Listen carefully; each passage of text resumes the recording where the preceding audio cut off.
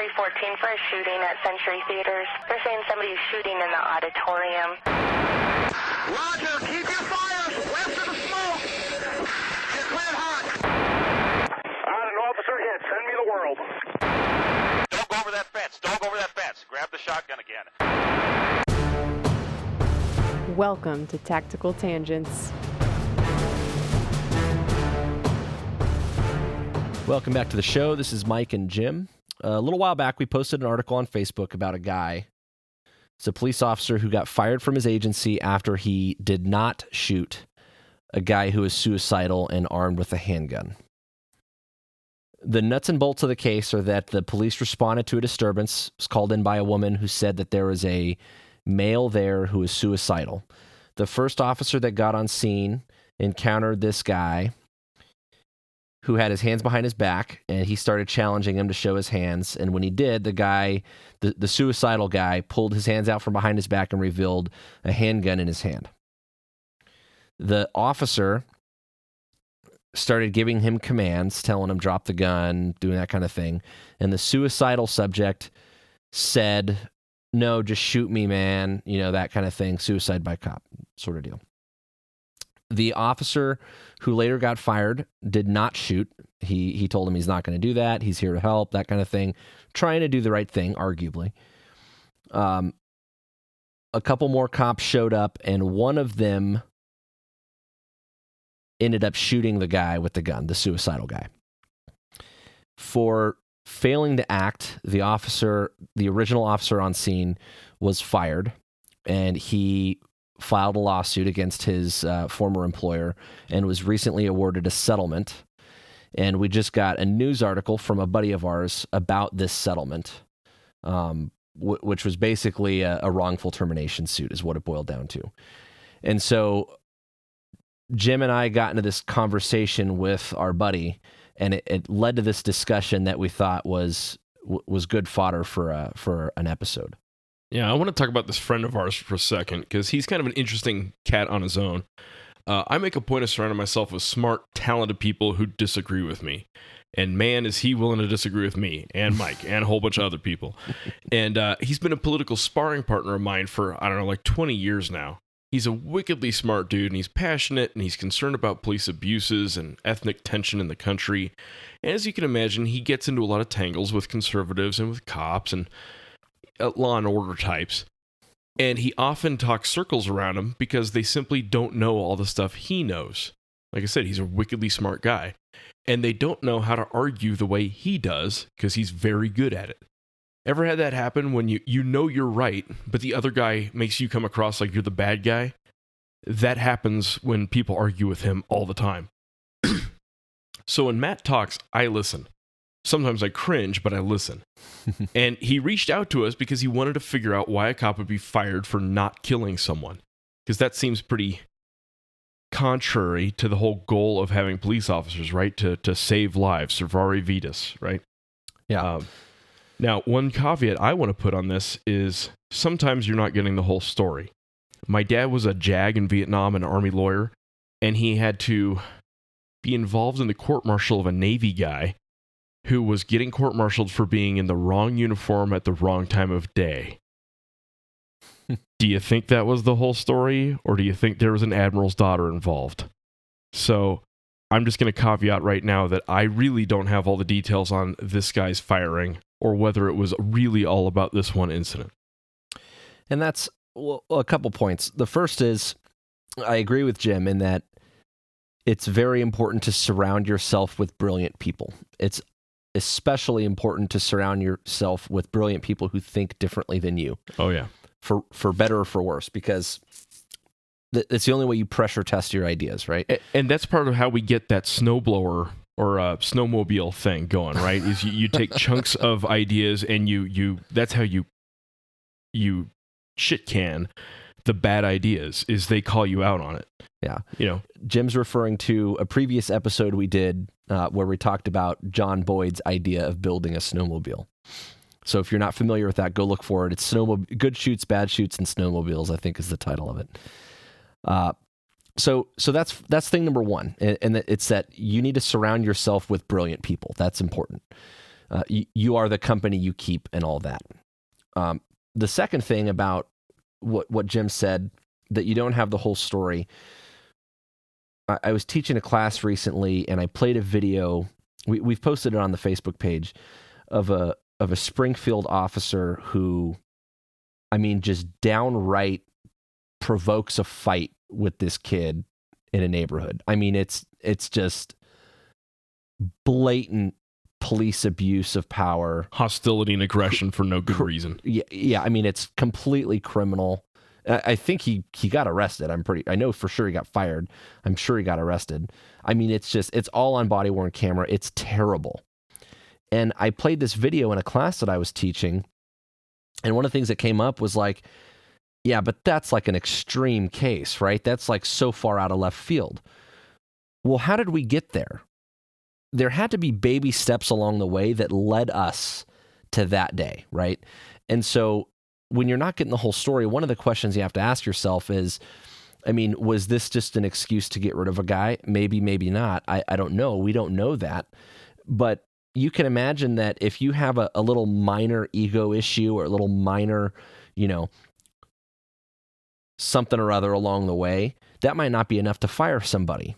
So when you have something that is significant enough to maybe hold them to the flame for it, that might seem like they're sidestepping something, but there could be a reason or motivation there. Not saying that's the case with this guy.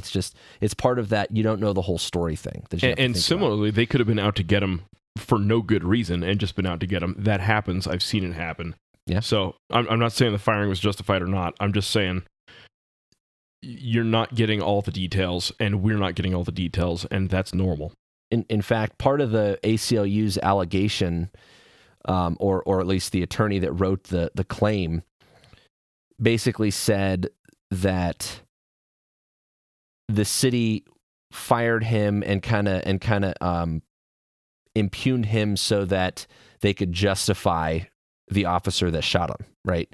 To basically dispel the conflict of decisions. Yeah. So which is an absolutely viable, that could absolutely be the case. So that aside, we weren't there. I don't know that it was necessary to shoot this guy. I don't know if they had other alternatives, but I want to focus in on the decision to shoot a guy who is suicidal with a gun. Okay. There were several things that came up in this discussion that we had. The first one is that I think it's kind of comical, this concept that people quote unquote win settlements. Well, for some people, it's like winning the lottery, right? There's a lot of money literally involved. Yeah. Yeah. And for the record, like, I guess you could say they're winning, but not really, because that's not how it works. When you win, there's a verdict, right? And this is basically settling out of court to avoid anyone from winning or losing and the costs associated. So before we get into that, that was kind of topic number one. The next thing, and kind of the big one here that we talked about, was the use of force part. In this sense, whether or not this guy should have shot the guy or should not have shot the guy. Yeah, especially given that the other officers on scene did shoot him, and the officer in question had at least some military combat experience and cites it in the case. And so presumably kind of knew what he was doing with the use of force. Yeah, that came up in the complaint. He said something along the lines of he has training in the military and that, they've got to show hostile intent, and that basically the training that he received in the military somehow superseded the training that he got in law enforcement, which we're going to get into that. Yeah, on its face, that's problematic, right? I have substantial military training. No one in the military has ever taught me how to know whether a gun is loaded or not from across a room. Yeah. Among other things like what they're going to do with it, right? Yeah. This idea of hostile intent is difficult, and we're going to wrestle with that a little bit. Yeah. So during this conversation, one of the things that our friend kind of challenged us on was a statement that I made, and it was something to the effect of like, look, sometimes we got to kill people. Like, that's unfortunate, it's sad, it's tragic, but it's the reality. And it led us sort of down this rabbit hole related to this, not only the moral dilemma of killing people and how we reconcile that. Yeah, like, do we accept that as a given in policing? Is it something you look forward to? Are we checking off criteria? Well, X, Y, and Z are true. I guess I got to kill this guy. Whether or not he is actually a threat to me, but he had a gun and he was black on a Friday night. Nope, 19 feet. It's less than 21. It means he was inside of 21 feet. Yeah. That was a play on the 21-foot rule, guys. We'll talk about that. Yeah. So it led us down this rabbit hole related not only to accepting uses of force, especially use of deadly force in law enforcement, but also the semantics involved there in saying like, well, we got to kill people. Like, is it we get to kill people? Is it, we got to, like, woohoo, I mean, so there's a little bit of a semantics debate there. And when you put a Punisher emblem on the side of your gun, it sounds an awful lot like get to, and that's problematic for society, right? Right. So we're going to talk about how we reconcile that. And that kind of leads us into the third major issue, which has to do with explaining ourselves in terms of that willingness to carry out violence and that sort of thing. So one of the challenges that we've dealt with, and this has been an ongoing thing, is how we educate and explain to people why we felt the need to use force. And specifically the terms that our friend put this in was, a lot of cops tend to fall back on this idea of, well, I was in fear for my life. And it's like period, dot, and that's the end of the discussion. Yeah, there's the line from South Park. He's coming right for us. Okay, we're good. He's coming right for us. Yeah, no. Yeah, that's weak. Yeah. So that's the roadmap. Those are the three things. We're going to talk about the settlements thing first. So apparently, I can just go make a claim against somebody in court, some person or some entity, and it's just got to be valid enough. Just got to have enough factual basis to make it into the courtroom. And at that point, it doesn't really matter if I have a good case or not, because for that individual or that entity, it might make more business sense from a financial standpoint to just settle it than it does to fight it. Even if it's completely bogus, it might be overall cheaper to me and create less negative publicity for me to just write a check to the guy making the claim rather than pay an attorney to take it to court and fight it, regardless of whether or not that's a win or a loss. And I think at some point, that's a bunch of BS. Yeah. So there's a delta here between whether you were in the right or in the wrong and whether you settle, right? That's the point. And if you haven't been around the legal industry, it might shock you to learn just how common lawsuits are, especially in places like California and New York, and just how often they're settled regardless of whether the plaintiff has a case. Lawyers are really spendy, and it is often easier just to pay up than to pay the lawyers to take the case to trial. Trials are expensive and dangerous. Yeah, because there's always the risk that you're going to lose, and attorneys charge by the hour. So think about all the hours and all the time that goes into prepping for trial and those things. And bad press that you're getting the entire time during that. And again, it's a gamble. At the end of the day, it's a gamble. You don't know necessarily what the verdict's going to be. So on that, I call shenanigans. I feel like at some point there needs to be some way of almost like a public defender, right? There needs to be someone that can defend you from the frivolous stuff. Everyone's entitled to a fair trial and all that. But I think it's kind of ridiculous that the cost of defending yourself at some point outweighs the cost of winning the rightful battle. And I'm not saying that, any entity or person is going to just throw in the towel at the first sign of a lawsuit, but I'm saying that I'm pretty confident that it happens pretty often. And I think maybe that argument's poorly worded, but the whiskey's talking, so it is what it is. And it's easy to lament frivolous lawsuits. Everybody hates frivolous lawsuits, but they serve a purpose. If people are suing each other, they aren't in the street dueling each other, usually. And if agencies and businesses are concerned with lawsuits, it affects their behavior. And that's ultimately the goal, is to get them to be just a little bit more careful with how they interact with everybody. Another thing about lawsuits is that there are avenues to handle the truly frivolous ones. If someone's suing over and over and over and they're getting thrown out over and over and over, in some cases they can be declared a vexatious litigant and kind of barred from suing people for a while. You get put in the penalty box. You're a one of those. A vexatious litigant. Oh, yeah. We're resorting to name calling now. That's right. That's right. But, it's a legal term. I'm not a lawyer, but I do know that at some point you can get put in the penalty box. Yeah.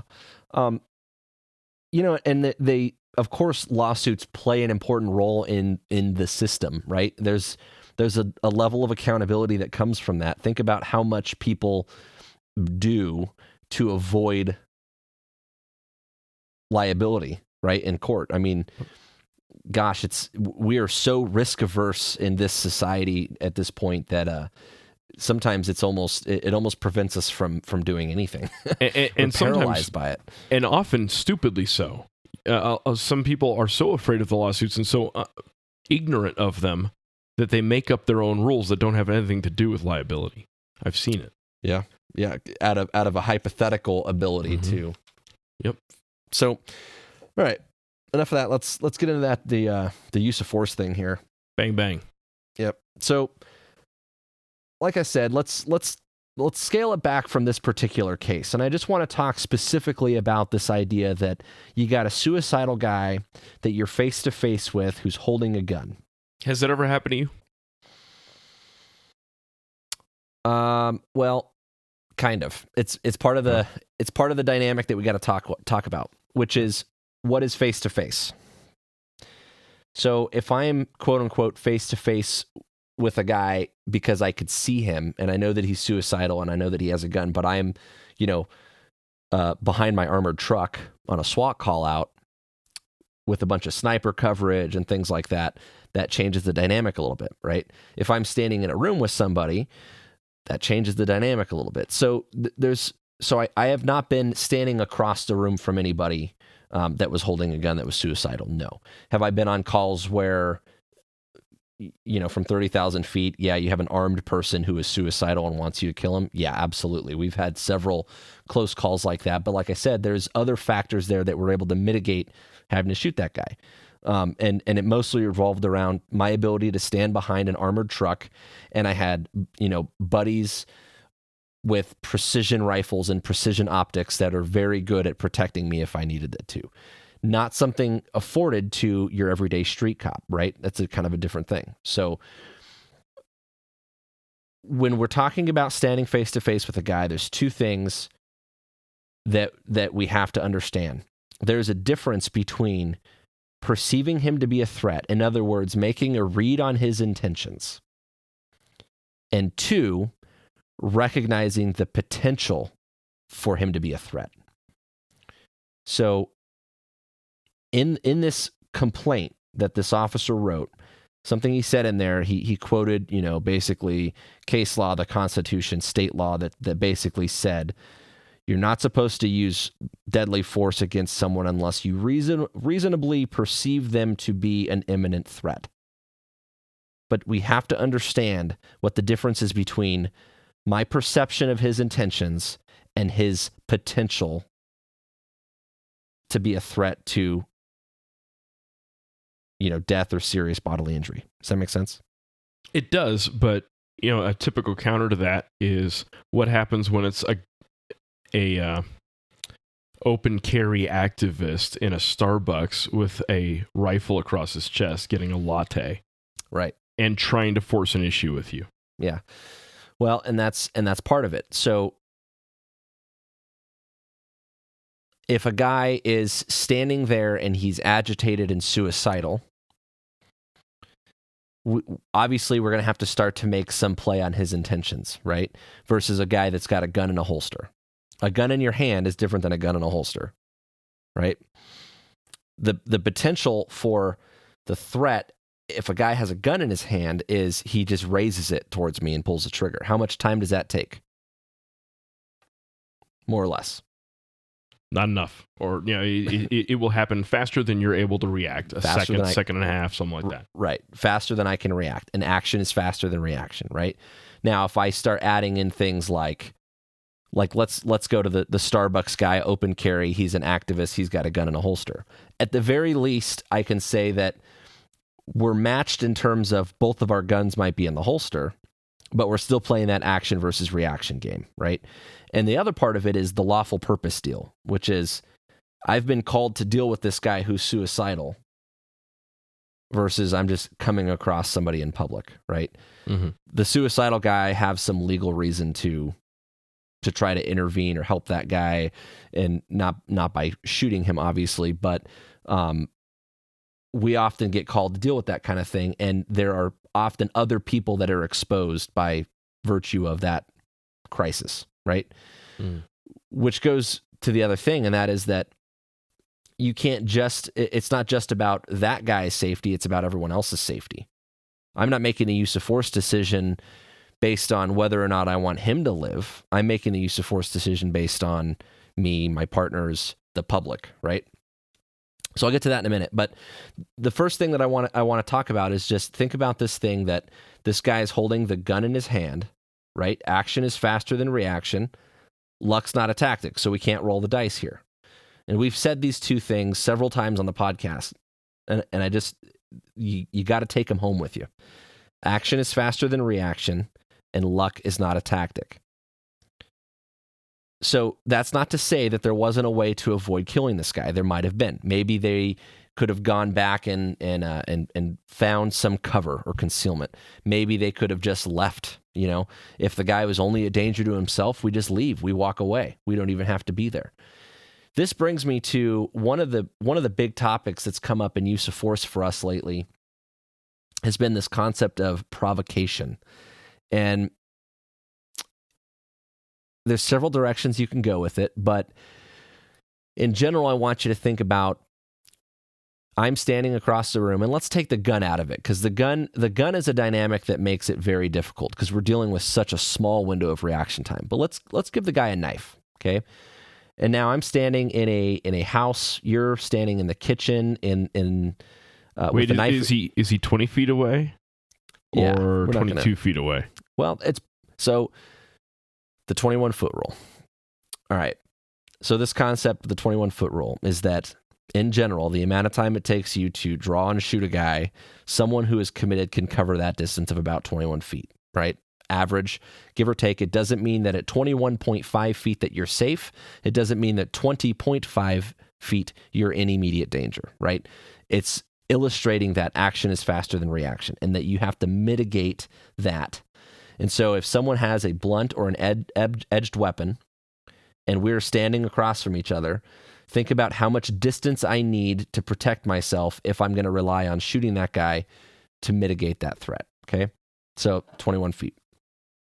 So now, that changes a little bit when I put things in between us, like a couch, like a counter, like a bar, a car, right? If I have some obstructions between me and the other person, then that buys me a little bit more time, a little bit more distance.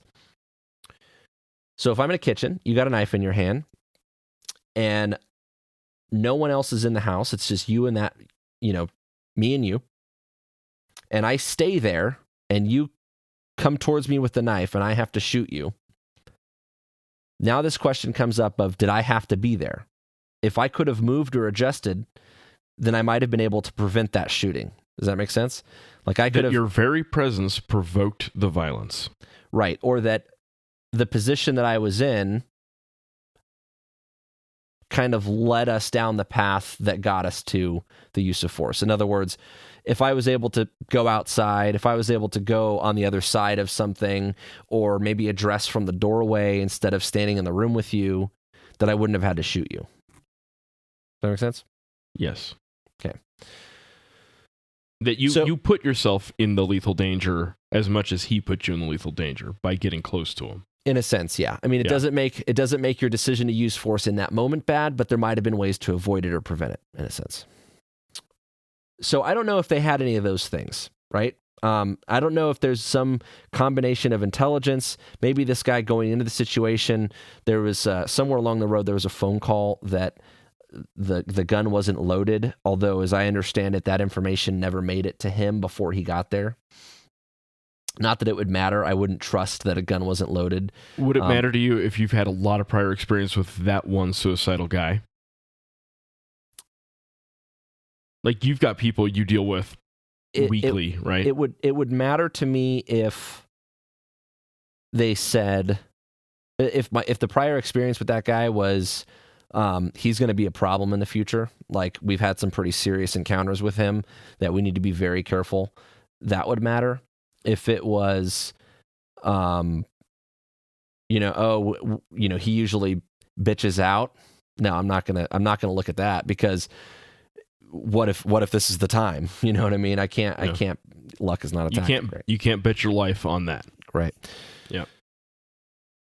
So I'm not sure if there was a way to avoid it in this particular case. I don't know if he could have just left. I don't know if other people were around or exposed to this guy. I don't know if he had any cover available to him.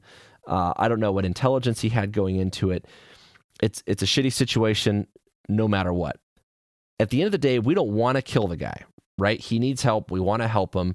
We usually have this altruistic nature about us as humans to not hurt other humans, right? Especially ones that aren't out to get us. There may be a danger to themselves. But at some point, we have to draw the line, right? Part of the problem is that as a police officer, you have to weigh all of these competing interests. So there's the guy. We want to help the guy, right? Of course, we want to help the guy. But I also have to make sure, I deal with suicidal people how many times a week? I've got to protect myself at some point. How many chances am I willing? At some point, my luck runs out if I keep taking chances. Yeah, if you take a 1 in 100 chance, right, and you have 1,000 encounters like that, you're not going to make it through your career, right, period. Right? Yeah. And so one thing I want to jump on this is, at some point, he's going to pass an objective threshold where your force is justified, where the district attorney wouldn't prosecute you for your decision to shoot him, where the police use of force review board wouldn't judge you for it. But maybe in your judgment, you're like, I'm going to give this guy an extra second. And that's your right as the guy who's got to pull the trigger. Mm-hmm. But at that point, it needs to be a conscious decision. You say, I'm going to give this guy an extra second or 5 seconds or whatever. I'm going to try and say one more thing. And you need to have a clear reason, at least for yourself, why you did that. It has to be a conscious decision. There's an interesting direction on this. Is we did a scenario where you walked into a business and it was a robbery in progress. Some guy is holding the clerk or business owner at gunpoint, right? And so they're in immediate danger. You've got to take immediate action. That's going to be a shooting, right? And then we did another scenario where an off-duty cop, you walk into a business, a similar business, similar kind of setup going into it, and there's an off-duty cop who has got a guy proned out on the ground, and he's holding him at gunpoint as you walk in the door. So is that a shoot or a no shoot? Well, from 30,000 feet, it's like, okay, you walk into a room and there's a guy pointing a gun at another person. That's lethal force, right? Well, there's a layer of context in that. And one, you recognize as that looks like a robbery. And one, you recognize as that looks like an arrest. Well, what if that off-duty cop was a Good Samaritan concealed carrier? And by the way, this recently happened. I think it was at Amarillo or Lubbock where that exact scenario happened. They did end up shooting the good guy, basically. Yeah. And arguably, it's technically and legally probably justifiable. But it also is shitty. Yep. Like, you know, if you walk into a room and you're like, hey, this guy was pointing a gun at this dude. It looked like he was holding him hostage, and so I shot him. These are dangerous, dynamic events, and there are humans involved and human perception, and you're not always going to have perfect outcomes. It's awful, but it's true. Yeah. And so in this case, we talked about it in the debrief where, you know, we go, okay, so what if this was a concealed carrier? What if some guy at the bar here was, not an off-duty cop, but there was some kind of domestic violence thing, and this dude's choking out his girlfriend, and so he points a gun at him and orders him to the ground, and they call the cops, and and they don't get that information when they walk in the room. Do you want to kill that guy? Well, obviously not. Could you justify it? I mean, yeah, if you ended up pulling the trigger, it would maybe be justified, but you would feel terrible, right? So it's a shit sandwich, but there's a layer of context there, and it kind of goes back to what you said earlier, Jim, about Well, what if you're just at the coffee shop and you got an open carry guy or some dude with a rifle slung on his back? Yeah. How come he gets to live? Is it because he's white? Yeah. Obviously. So there's a layer of context there, and that part's important. And so we have to factor that into our decision making, obviously. But we still have to weigh all these interests, right? And so one of the sayings that I love is the enemy gets a vote, right? We all have these plans and all these grand ideas about how everything that we're going to do and how we're going to control these situations. Well, the enemy gets a vote in that. And applied specifically to law enforcement, there's other votes involved too. Not only does that guy get a vote, but I get a vote because I want to survive, not just tonight, but for the rest of my career. My family gets a vote. I have to take into consideration their worries. All my buddies, the other officers that are involved, they get votes. The public gets votes. All the citizens and stuff running around town that might also be exposed to this guy's actions. Where his stray bullet might go, where his car might ram into. I have to weigh their votes too. And so if this guy's actions endanger other people, then it doesn't really matter how sad it is, right? Those actions matter. Being suicidal and having a gun in your hand matters. The whole concept of being suicidal is a difficult thing to deal with, and it's a big problem that we have in our society, but it's not one that we can necessarily fix in those moments. It's one that has to get fixed a long time before we ever get there. So in those moments when the guy is holding a gun and they're feeling irrational, emotional, and impulsive, I can't take those chances. We can't play those odds. Luck is not a tactic. Yeah. But Mike, can't you just de-escalate them? Like, you take a class and then you can just magically talk them into giving up, verbal judo them down. Super easy like that, right? Yeah. Well, and that's and sometimes you might be able to do that. But one of my theories about de-escalation is we talk about that so much and that we create this bias in favor of inaction, right? And my theory is that if we start getting people to make those split-second decisions correctly, then they're going to find more mental space, more brain bites to start making adjustments and to quote unquote de-escalate, if you want to call it that. But the flexibility is the key, right? So when I walk into a room, the first thing I'm thinking is shoot, no shoot, right? I'm looking for hands and it's shoot or no shoot. If I correctly make that decision, then I could start thinking about, am I in a good spot right now? Can I move? Can I adjust? Can I be in a better spot? Can I get cover, concealment? Can I get better weapons, right? Are other people exposed? So all of those split-second decisions, the faster we can make those accurately, the more room that I have to de-escalate. De-escalation is not just a class. It's not just a communication trick. People don't always respond to talking with them, right? Sometimes it works, but it's step 4 or 5 on the checklist, maybe, right? So, yeah, we have to consider that, but it's just not that simple sometimes. So, I want to get off that a little bit, and I want to talk about one of the claims this officer made in the case in his wrongful termination suit, and it's that he got some training through his time in the Marine Corps and also as an Army National Guard guy, related to rules of engagement and his rules of engagement when he went overseas, and how he learned that people had to have hostile intent. And for all these reasons, he was able to interpret this guy's actions and make the correct decision, and now he's being fired for it. So we need to talk about that real quick. Yeah. Okay, first off, oh my God. There are military rules and there are law enforcement rules, and they're different. So I have to jump in on that. There's a lot of crossover between police and military, right? And concealed carry also, and that's one of our points at Tactical Tangents. But there's a line. Agency-specific policies is one of those lines. In the military, I can accept certain risks because I'm sitting inside of a tank or inside of a jet or inside of serious body armor. And I can call in a HIMARS missile strike, and I can call in attack helicopters on anyone dumb enough to mess with me. That's a very different risk environment from Colorado Springs or Phoenix or El Paso. Maybe better, maybe worse, but it's different. Yeah, well, remember what I said earlier about it's a little bit different if I'm standing behind my armored truck and I got my buddies that are snipers that are very, very fast at making those decisions and very, very accurate, right? Well, that's a whole different dynamic than when I'm standing right across the room from somebody. And quite frankly, I'd have some questions for this guy about his quote unquote military training and how they're learning how to read minds to make correct decisions on people with guns in their hands. X-ray vision to see whether there are bullets in the gun. Yeah. Thanks. I'm going to throw a flag on that because I don't think I can understand that maybe that's going to be his defense now that he's trying to, win his job back or he's in survival mode. I get that.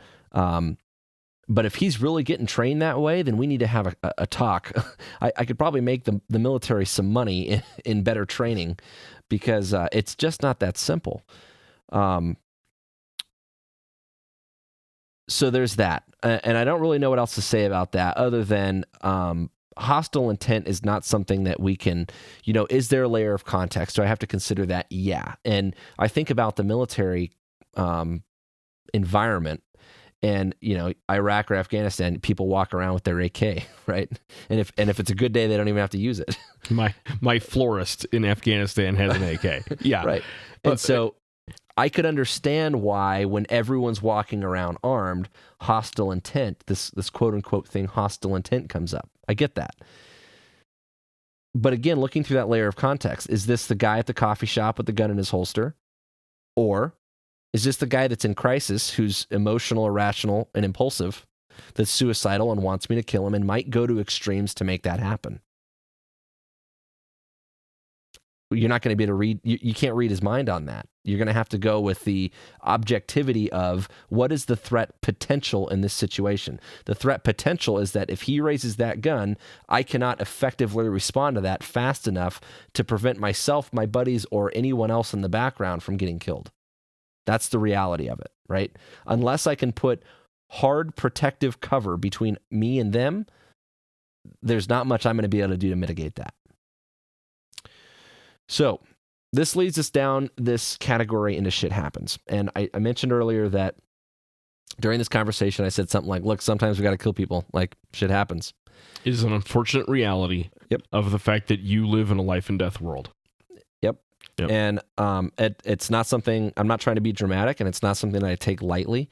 That's real life. And I've helped lots of suicidal people. I've been involved in very, very drawn out, expensive, elaborate efforts to help people who are suicidal get the help that they need and avoid having to kill them or allowing them to kill themselves. I've been involved in those things, probably hundreds of times. But somewhere along the road, you have to accept that, especially in this industry, that shit happens. And so during this conversation, I said that, and we talked about the semantics. He's like, is God a like, we must shoot him and there was no other option? Is God a like, I get to? God a like, it's a choice and it's discretion and it's up to me? And this is actually an interesting communication and self-awareness thing, right? Because among people who are in this business, who have to engage in violence on a regular basis, that's a given. But to someone else hearing it, especially someone who's already skeptical of cops or already skeptical of the military, that tone sounds like really callous and really like disinterested. It sounds like, man, I got to get in on those tacos.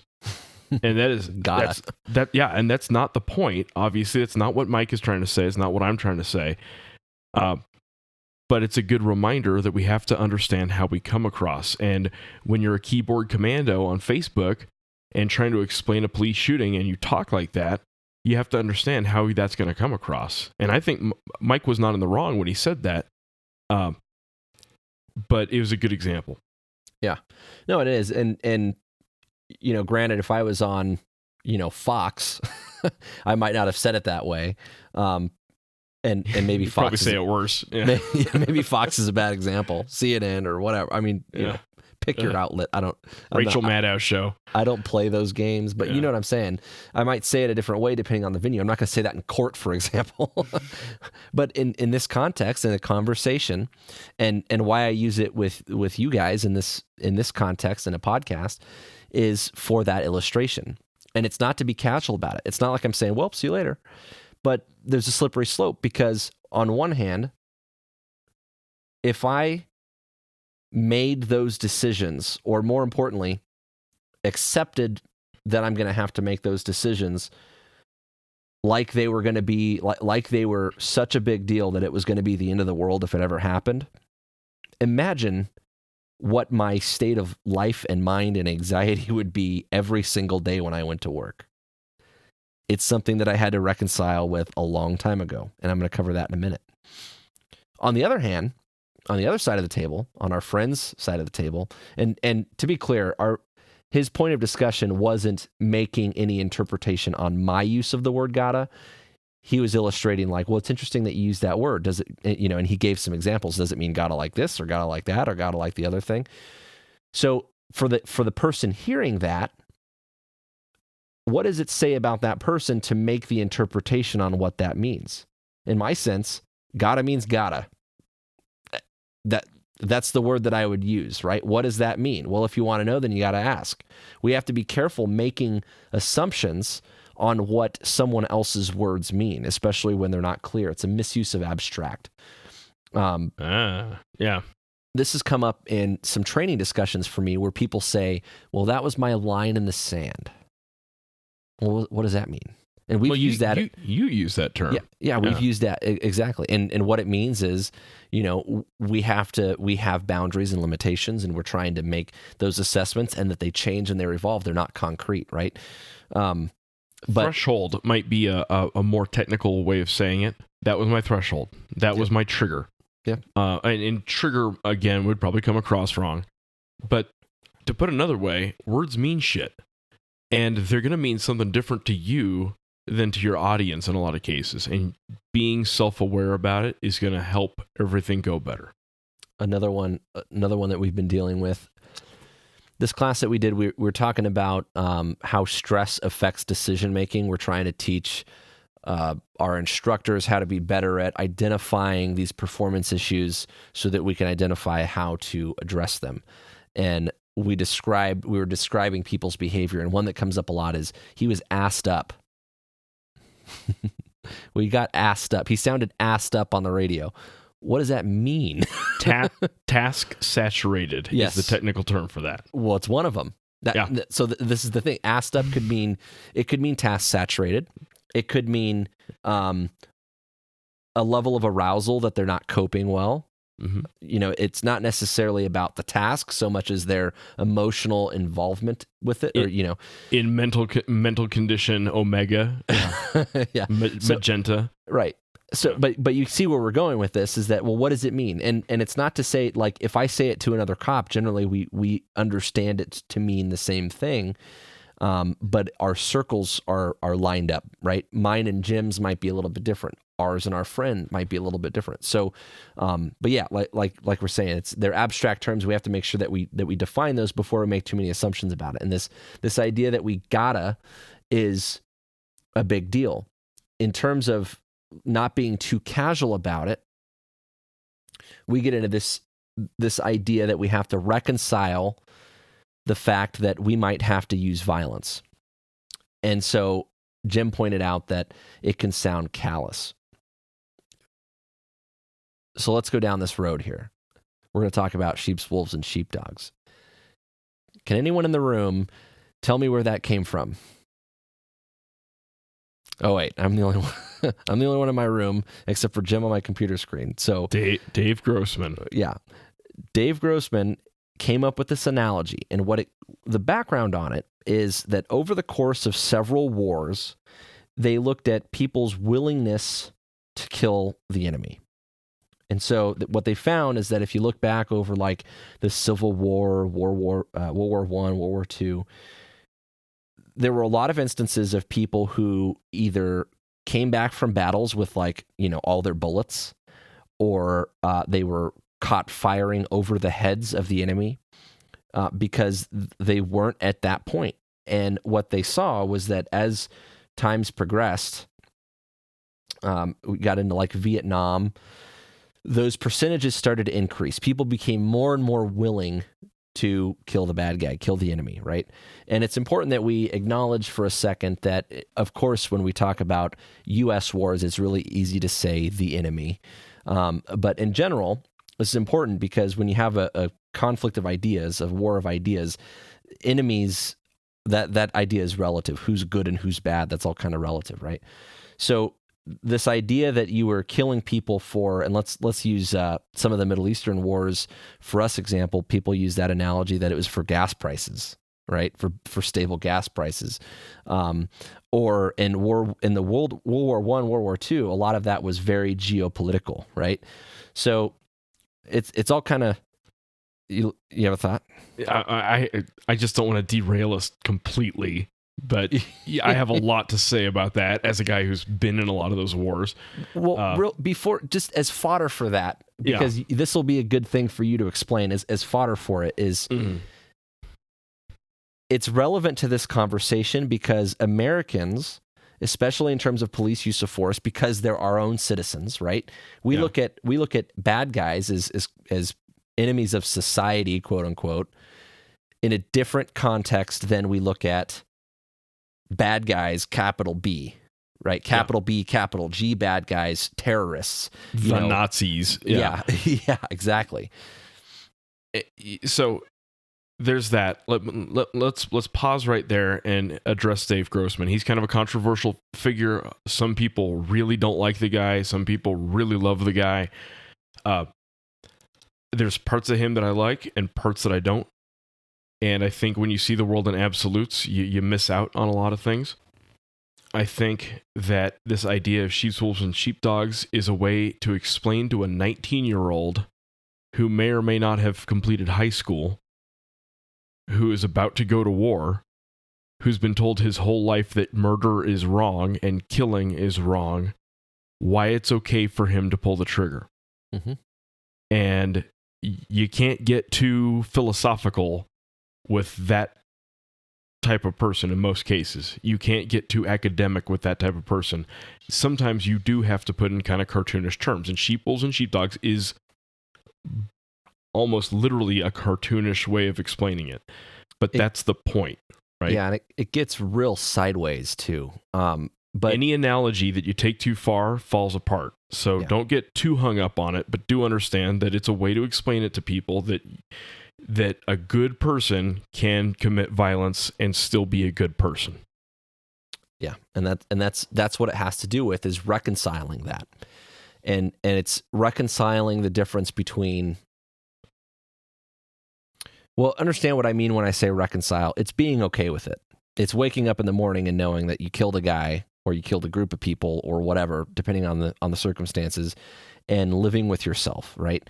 And also going into it knowing that you might have to kill somebody or kill a group of people during the course of what's about to happen. And there's some people who would never be okay with that, and that is okay. Yep.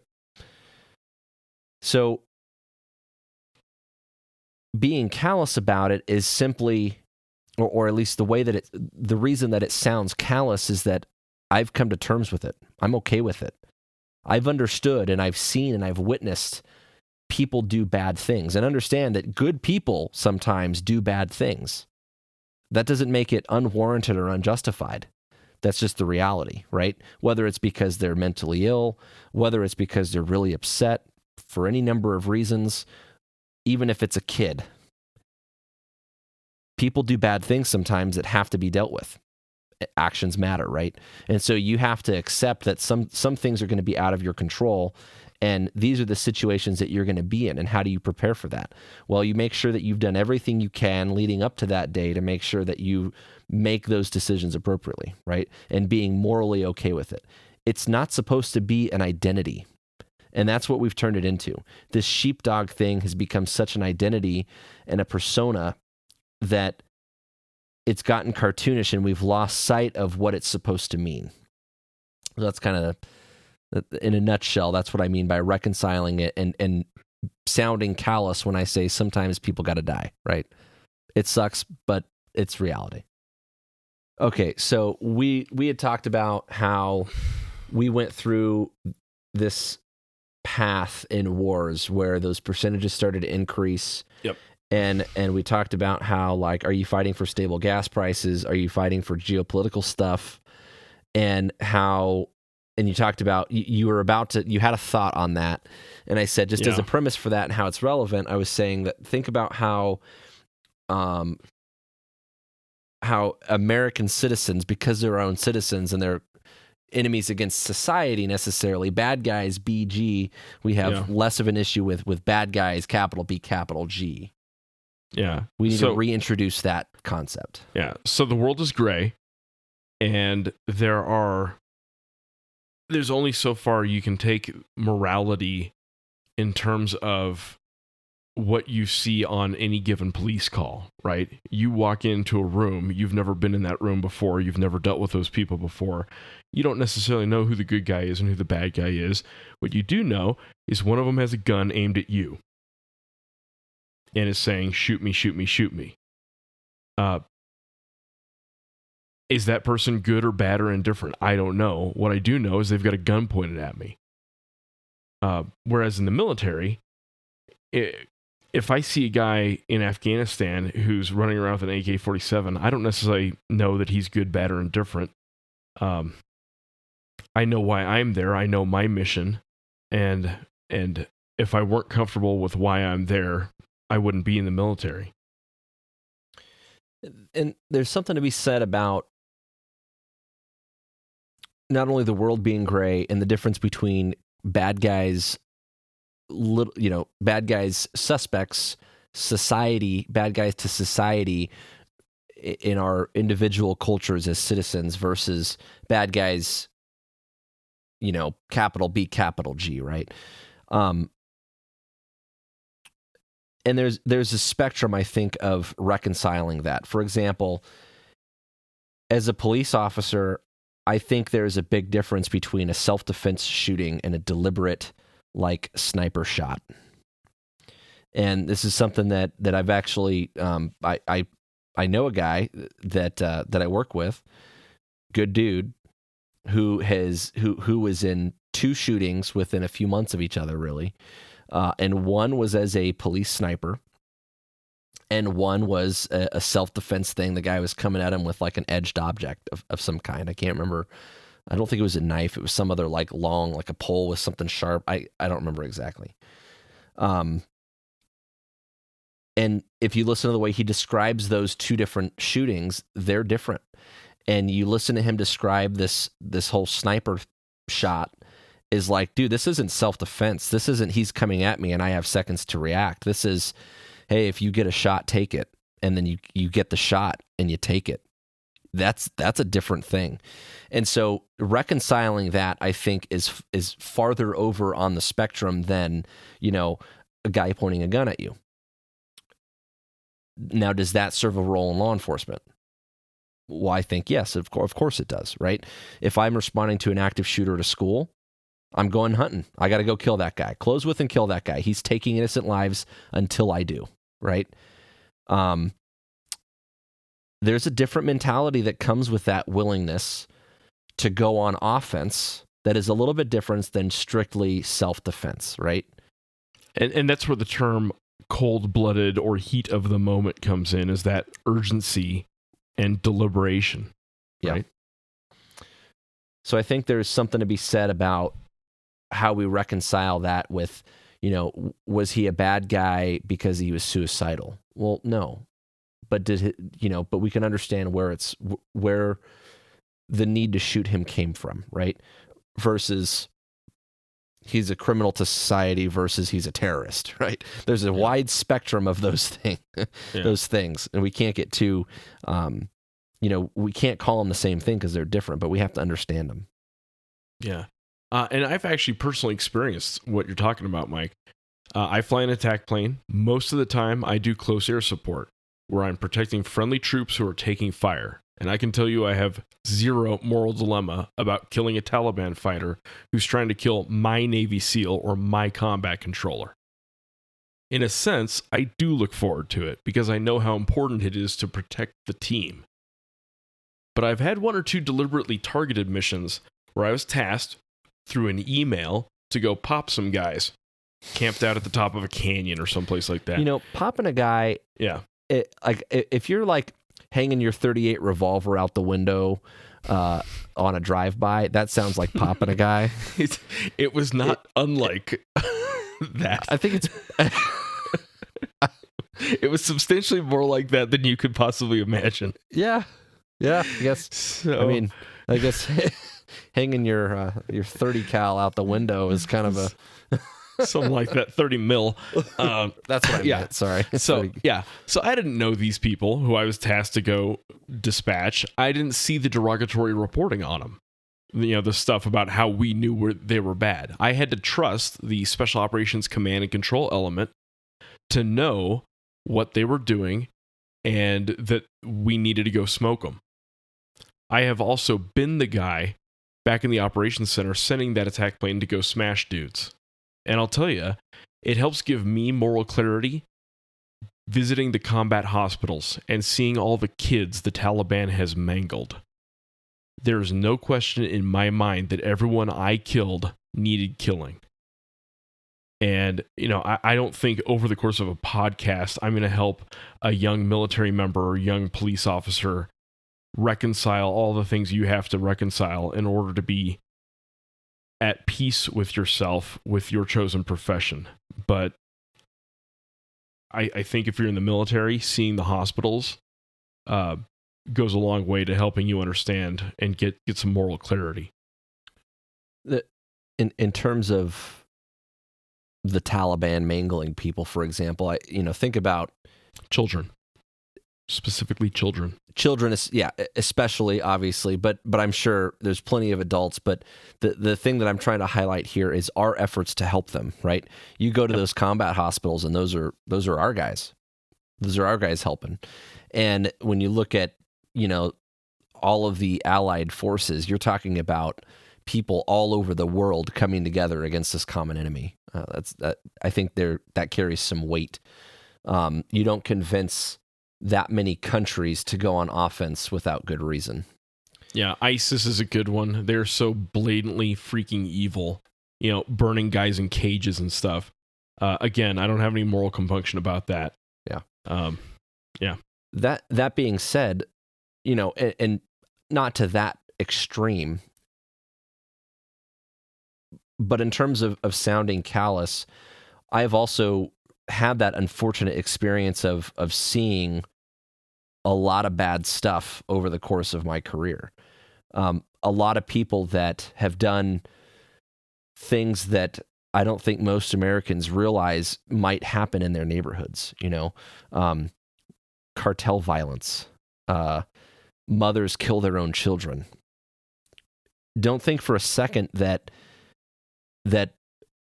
our own citizens are immune from evil. Yeah, from being evil. And just because they're from an enemy country doesn't mean I necessarily think they're evil. Right. About that, I feel differently about killing ISIS or Taliban than I would about having to kill a Russian Special Forces soldier or North Korean amphibious troop. Yeah. I have no reason to think they're not just honorable dudes doing what their country asked them to do. Yeah. And that's like I said, I think that idea of enemy is all relative, and in terms of American policing, they're all citizens, right? I mean, well, maybe they're not all citizens. That's come up lately. We can't call them citizens anymore because they might not be citizens. That's a different story for a different podcast. They'll be community members, whatever. Yeah. But the point is, Americans here at home, this idea of enemy, right?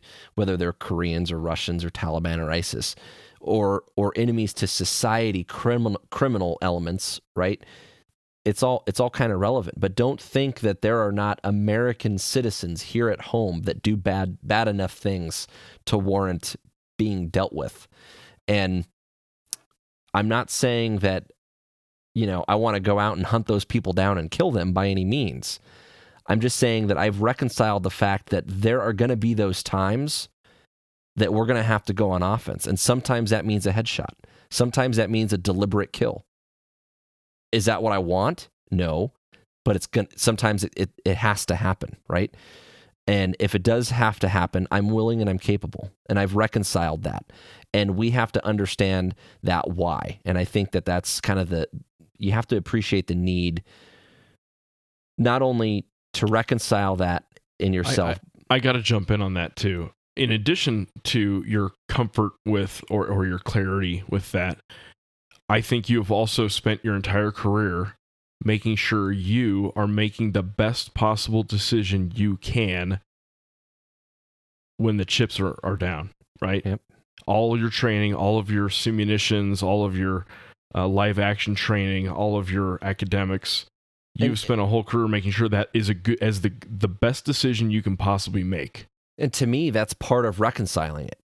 Yep. And that's what we're doing here at Tactical Tangents, is trying to help our listeners and our readers make the best possible decision they can when they're getting shot at.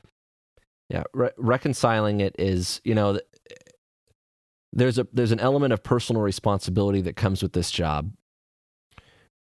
Your department's not going to pay you enough to go shoot enough. They're not going to teach you how to fight well enough. They're not going to keep you in good shape enough, right? But part of being okay with that means taking the personal responsibility to make sure that you've taken those steps necessary, right? It's good intentions are not enough. You have to back that up with action. And I hope that our listeners that are police officers or thinking about becoming police officers appreciate the need to reconcile that. And I hope that the people who are not police officers, and I'm not talking about military, I'm talking about people who might be critical of police officers, appreciate the need for some of us to be that way and to be willing to be that way. I want you on that wall. I need you on that wall. Well played. Yeah.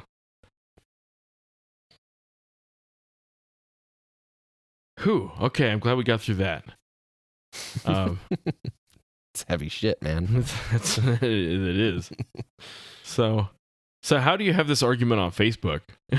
How do you explain this to someone in a meaningful way that doesn't make you just sound, again, callous, or eager, in fact, to go get into a fight? Yeah, there's a lot to that, and I think it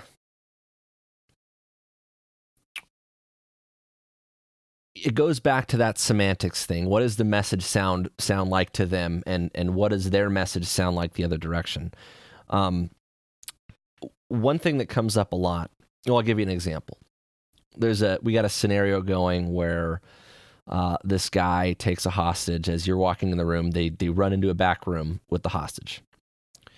And so your options, unless you're able to get a very quick shot on the guy, which I can tell you very few people could probably pull that off,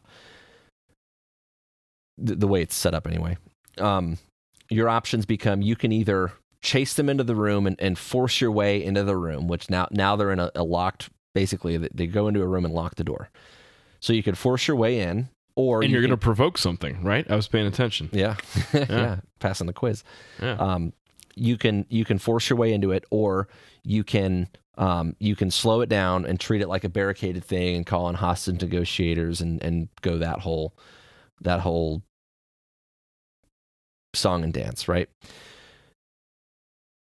There's not a wrong answer. But in the scenario, whatever you do, I'm going to ask, well, why didn't you do, the other?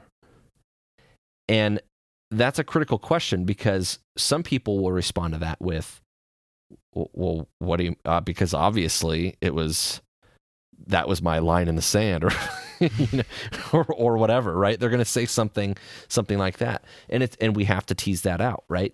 And the question is not designed to necessarily challenge your decisions so much as understand the rationale for why you chose to do what you did. Those questions are important because other people are going to be asking them. The media, the review board down the road, the victim's family, the guy that gets shot family, whatever. So you have to look at, that question as an opportunity to clarify the difference between, oh, I really wasn't thinking about it. I was just going full Leroy on the guy. Leroy Jenkins. So that's one possibility. Or you could say, well, I didn't do that because I was looking at this, that, and the other thing, and these are the reasons why I thought it was this. Well, this confuses the hell out of people because I think most customers of police assume that they're going to get the exact same reaction from every single cop across the country, that every cop will make the exact same decision the exact same way.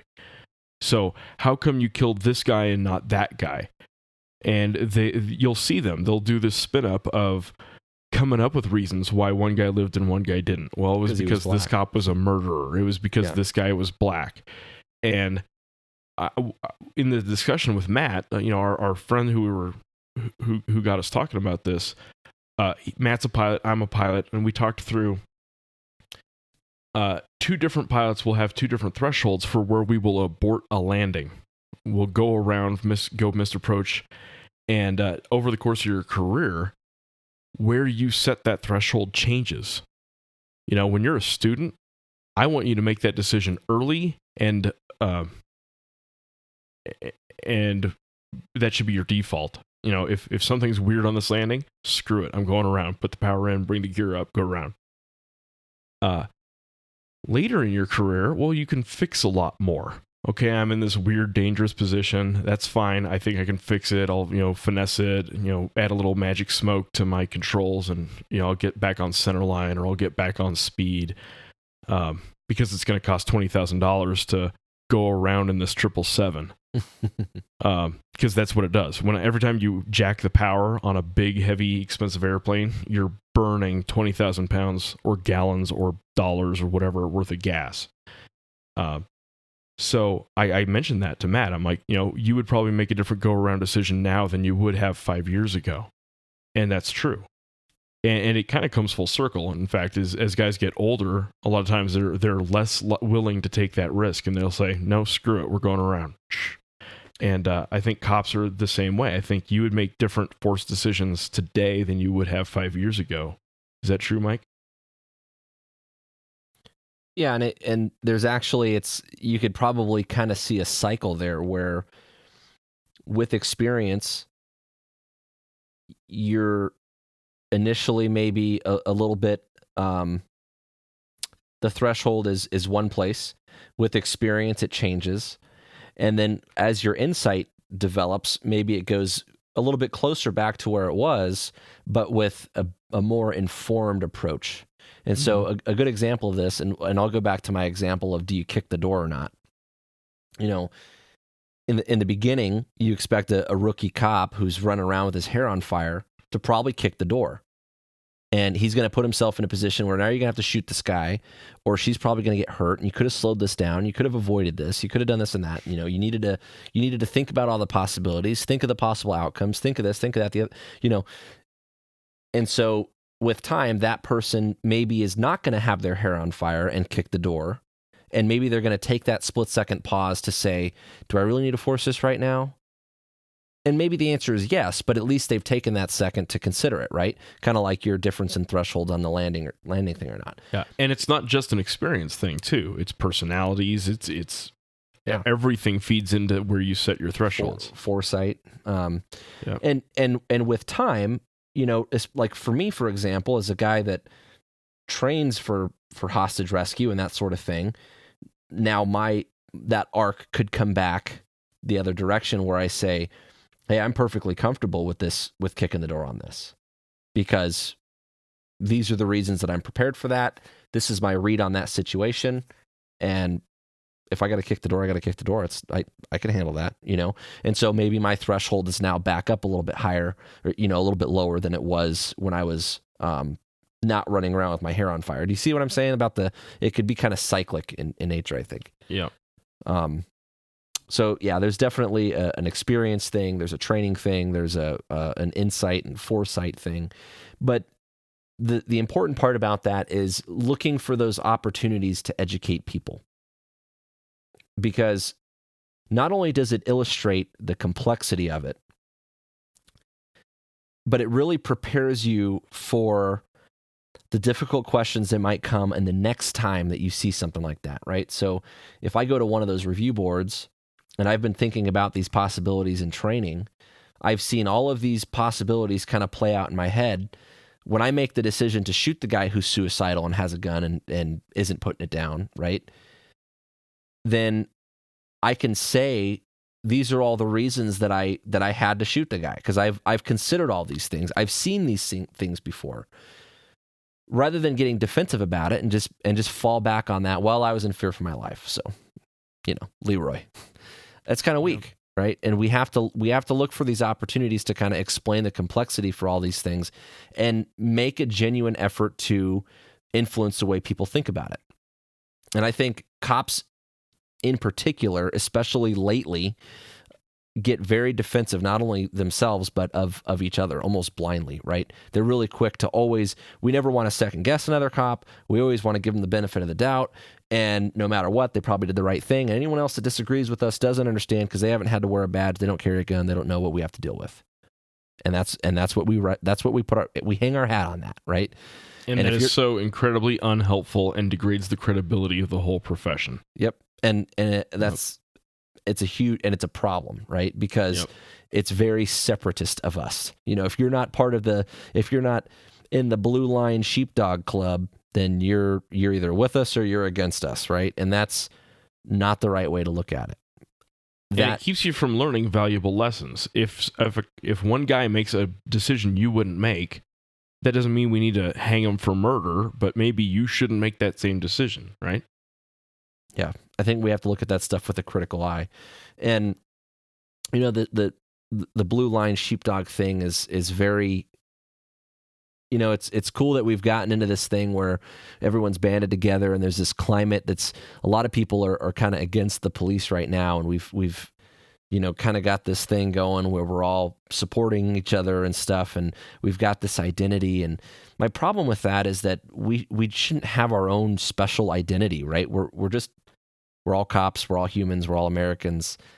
That should be the identity. And I think that if cops are supposed to be leaders, quote unquote, community leaders, American leaders, or whatever, then part of that influence that we should have, that's part of leadership, right, is to educate people and to make sure that people understand our way of thinking and the things that go into the complexities of the job and the things that go into our decision making and stuff like that. And every time that we respond blindly in a defensive way and we don't take advantage of those opportunities, we're hurting our entire cause. And I think that's part of the problem that we're facing in this climate right now, is it's very divisive. We've got to fix that. Swing the pendulum. So, words mean shit.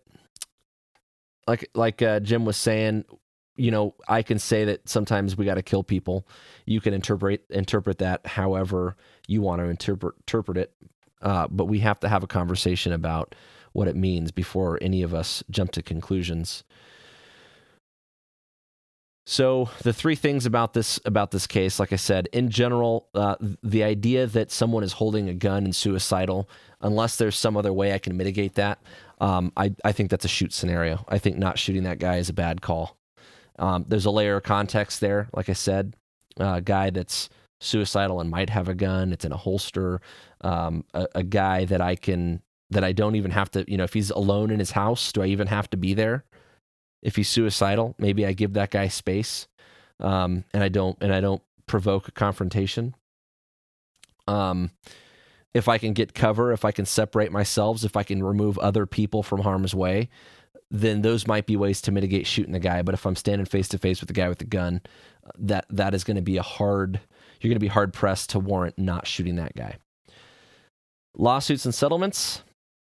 I don't know about this case in particular, but I can say in general, I think shenanigans on lawsuits and settlements to a large degree, they're important and they're relevant, but they've gotten a little out of control. They are what they are. Yep. That is the environment. But just because a agency settled does not necessarily mean that it's not failed. Winning. Yeah, it's certainly not the other party winning. Yep. It's not the same thing. Look at that with a critical eye. Yeah.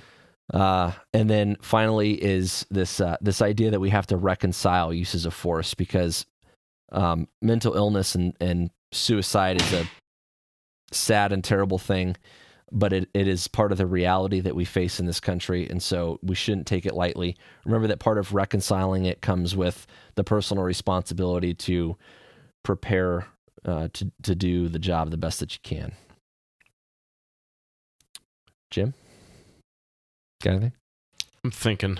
I think one of the more valuable points that police officers should consider when they're having this conversation is explaining the cumulative risk. That if you accept a risk of 1 in 10 or 1 in 100 on any given night, over the course of 100 nights, or the course of 1,000 nights, or 10,000 nights that you're 20 working, years. Yeah. Those odds are going to catch up to you. And for the amount of money you guys get paid, and this is a Jimism, for the amount of money you guys get paid, I can't expect you to take a 100% liability your whole career. 100% liability means ultimately it catches up and you die. And for $24 an hour or $24.95 an hour, a society cannot or should not expect that of you. So that's my spiel on it. And of course, the police should strive to avoid shootings and try to help people. But what we know about real life is that is not realistic, is what it is. All right, that's all we got for today. If you haven't already, we got a newsletter coming. We're still putting it together, working on it. You can go to newsletter.tacticaltangents.com, put your email address in. We're going to probably work on a weekly newsletter. We'll send out a few hundred words, some useful information, anything you might have missed in social media posts, upcoming training events that we're going to start hopefully working on here in the next little while. So go check that out, newsletter.tacticaltangents.com. Remember that we have new episodes on the 1st and the 15th of every month. If you subscribe, they'll go straight to your phone or whatever device you're using. And that's all I got. Good talk.